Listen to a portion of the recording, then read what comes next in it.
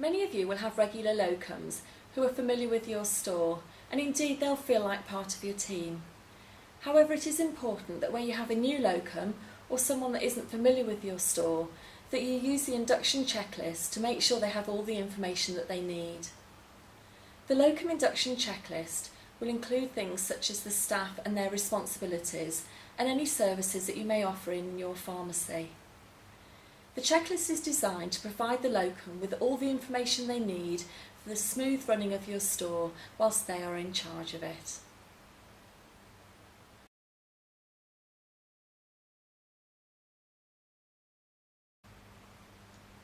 To help with any new starters that you have, we've produced a new starter induction checklist. The checklist has been populated with suggestions of topics that you should cover within the first few days or weeks of somebody's start. You can of course add or delete any items to make it suit your business. What it is important to do though is to ensure that everybody gets a consistent induction, and using a structured process will help you with this. There's also an area at the back of the form for both you and the employee to sign, which can also be used as evidence at a later date if there's any question about training that has been provided.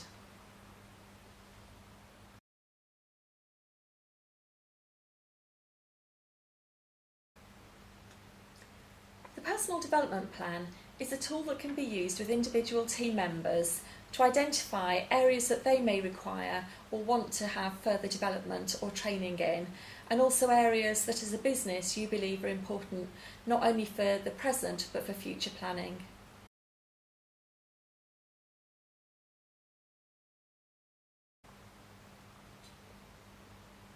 The personnel and training record is designed to be used when people start employment with you.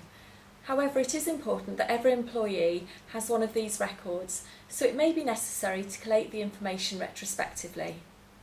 The document covers probationary review periods, and also there's an area where you can record references.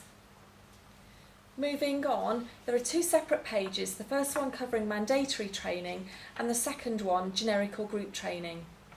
You should use these spaces to record any training undertaken previously, particularly with mandatory training that they may have undertaken at previous employers, and also any training that they've participated in or received whilst they are in employment with you.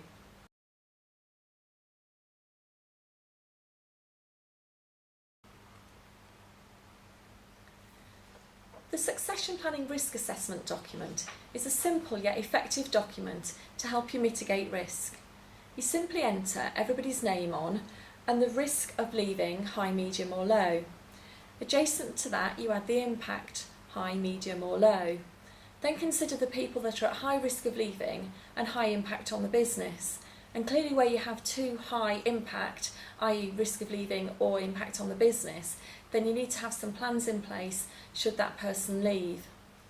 As you get further down with mixtures of high and medium or medium with medium, then it's up to you to make a judgment call as to the risk this poses for your business and what actions, if any, you need to take now in order to mitigate that risk.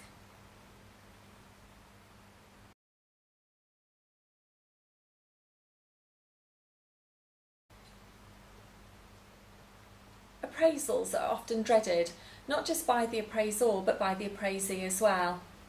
This shouldn't really be the case because the appraisal should be a summary of discussions that have been had throughout the year. The paperwork can also be quite complicated, and we've designed a form that is simple to use that should aid the structure of the conversation during the appraisal. The first part of the form is designed to be filled in by the employee prior to the appraisal, and is designed to help them focus on what they've done well and enjoyed doing throughout the year, and the areas that maybe they'd have done something differently. Section 2 is for use during the appraisal, and again this provides structure to the conversation, linking it back to personal objectives and the performance standards that are required of that employee. Finally, there's an area for objective setting for the following period. This can be done during the appraisal but doesn't necessarily have to be, and can be completed at a further date. There's also a ratings guide on the end that we have suggested for you to use, but once again it's entirely up to you the performance ratings that you use.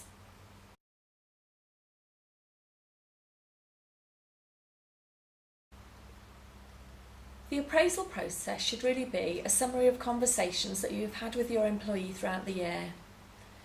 To help with this, we've produced a one-to-one document with a suggested timescale of every month. However, since it's a Word document, you can populate it to meet the requirements of your particular business. The document is designed to have a review of what's happened during the previous month and also look forward to the activities that need to be undertaken in the following month, therefore helping with planning and also assessing any training and development needs of that employee.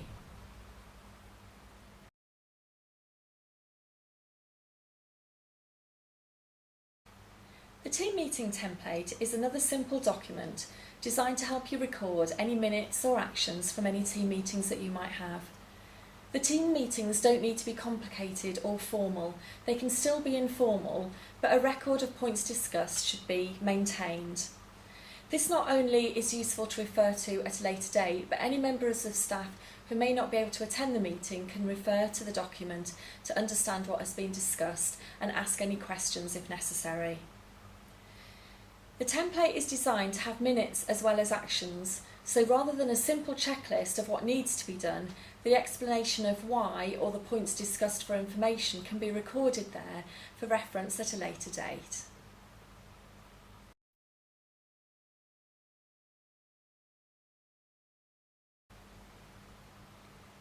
The GPhC inspector will be looking for evidence of staff empowerment. One of the ways of evidencing this is through a record of staff suggestions.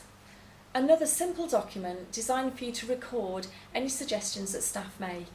You may choose to have something such as a suggestion box, but this probably isn't necessary. All you need to do is ensure that you make a note to record anything that somebody suggested on the document for reference at a later date.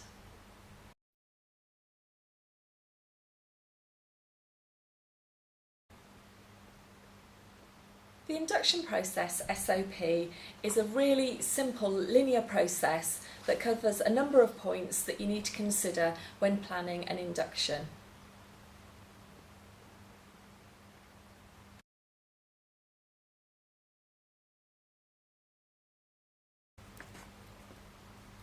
Whistleblowing is high on the NHS agenda after a number of scandals in NHS trusts. So an inspector may ask you to describe what you would do if you found someone in the pharmacy was not following procedures and putting patients in danger. You have a duty of care to report any concerns to your manager, be that the pharmacist, superintendent or pharmacy owner. If it's a person in authority within the pharmacy that you have concerns about, you should speak to another person within the company that is of managerial level, for example the superintendent or pharmacy owner. If you're unable to speak to these people, then you can contact the Public Concern at Work telephone advice line.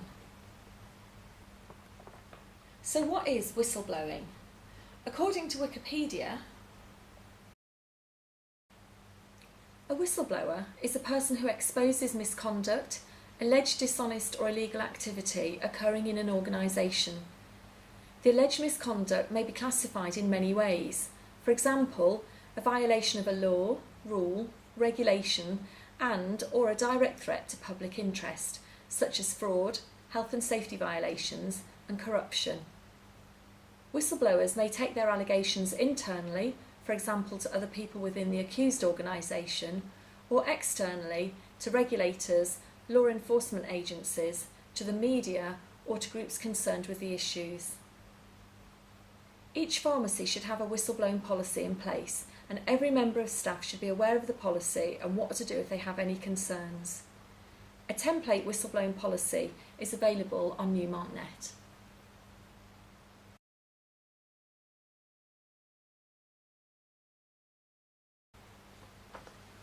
One of the areas that the GPhC inspector will be looking for is to check that you have adequate staffing in place. To help you with this, we've prepared a staff rota. This is a Word document that you can manipulate to suit your needs. Here we've divided it into dispensary and counter staff and also included an area where you can record next week's holiday.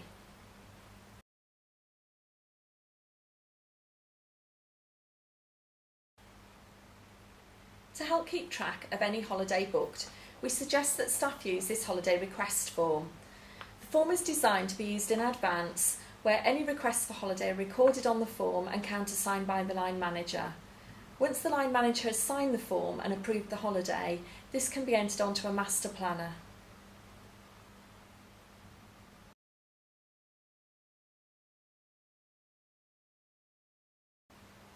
The mandatory training matrix is another document that can be used as evidence for the GPhC inspector. It simply records the team members within your store and the level of training that they've received. This will help you show any training that they have had and identify any gaps that may need addressing.